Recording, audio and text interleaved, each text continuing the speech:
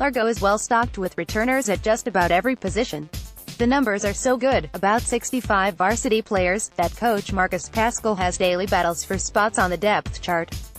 Competition is good, Paschal said. It is a change from years past. In 2015, the Packers had just 32 players available for a spring game against Pinellas Park, prompting Paschal to ask for a running clock in the fourth quarter to avoid injuries. It was a struggle, Paschal said. Guys did not want to come out, saying we were no good. Now that we've won a district title, the kids in the school want to be a part of what we are building, but it is the addition of 2 players from another school that has irked a rival coach. Northeast started spring practice Monday without 2 of its best offensive players. Rising senior quarterback Kian Gully and rising junior receiver Kyshef Edwards have transferred to Largo. Edwards had been there for months. Gully enrolled Wednesday. Vikings coach Jeremy Fried didn't find out until April 20 that he would be without Gully and his younger brother, rising junior Keelan. Fried, who has been the head coach at Northeast since 2014, has had players transfer every year that he has been at the school. The fact that these players went to Largo, where Fried used to be an assistant coach, didn't sit too well. Some coaches out there feel like they have to stack the deck because they can't really coach, Fried said. They offer these kids lies, but then when they graduate, where do they go?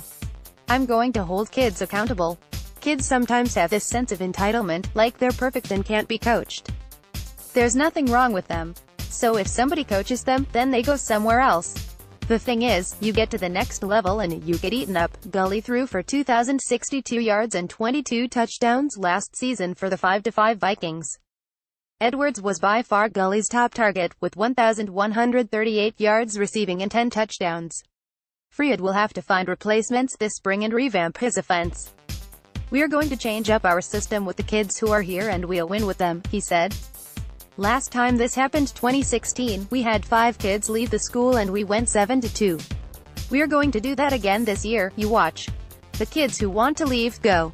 History doesn't remember the people who ran away. They remember the ones who faced adversity and still found a way to win. Much of Fried's ire is also directed at the Florida High School Athletic Association. The rules on player transfers were relaxed prior to last season, which has allowed some schools to stockpile talent. It all stems from the FHSAA being lazy, Fried said. They are not wanting to enforce the rules. When you have that at the top, where they are so lazy and don't care about corruption, then those who are morally corrupt underneath will run with this. They don't care about a kid's future being messed up, they care about being the Pinellas County Coach of the Year. There are a million things more important than that. You want to transfer, you have to sit a year. Unless you move into a zone, then that's different. But there are no zones anymore. It should be common sense, but there is no common sense being used here. What there are lazy people in Tallahassee who don't care. They don't want to do their job, so they make it impossible to catch somebody recruiting. Paschal said he did not know Gully was planning to attend Largo until he enrolled Wednesday. I got wind of it Wednesday, that he was a Largo High student, Paschal said. He stopped by just to get an eye on things and that's the first interaction I've had with him, that is not all. Antonio Sorrells, whose cousin is Packers defensive lineman Jacquay Sorrells, transferred from Seminole. They're around, but they're ineligible to play in the spring game, Paschal said of the transfers. They're Largo students trying to see how we do things over here.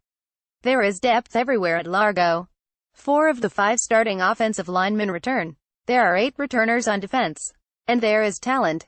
Jacquay Sorrells, a 4-star recruit, is ranked as the 6th best defensive tackle in the nation, according to 247 Sports.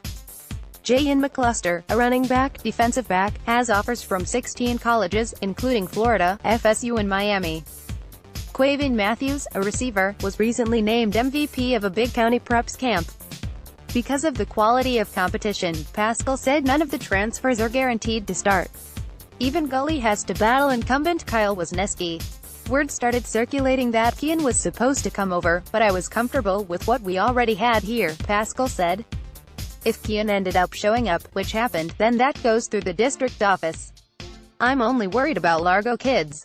There are no guaranteed starting spots here. Everybody has to earn it.